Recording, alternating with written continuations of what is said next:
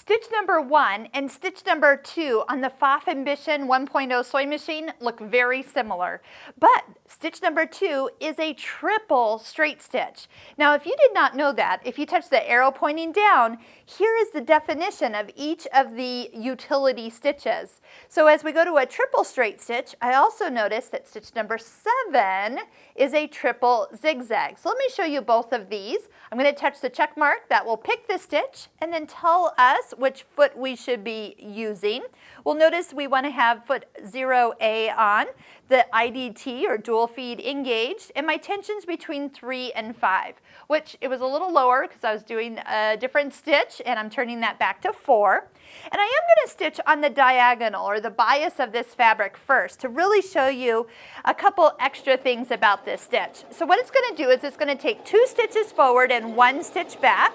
You can make this longer, so you can actually, nope, you can't make it longer. My apologies. It goes as long as 3.0. There you go. So as you stitch, you're going to notice that it looks like you have stitched with a much heavier thread without having to change thread, buy thread, adjust tensions for a thicker thread. It just stitches all in the same hole and makes it look very dramatic.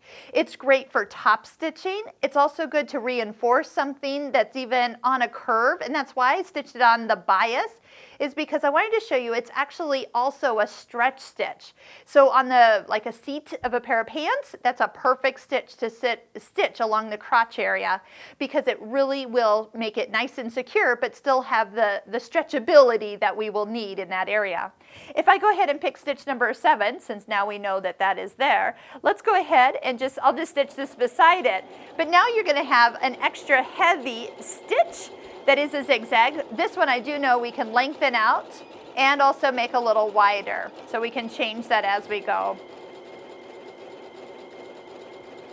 And this almost could look decorative if you were to use some variegated threads and such. Now the reason it didn't match up perfectly is because I was changing it while I was in the middle of stitching forward and back. But look how, again, dramatic that stitch looks. So again, decorative or also very utility where it could really heavily stitch 2 pieces of fabric together so it does not come out.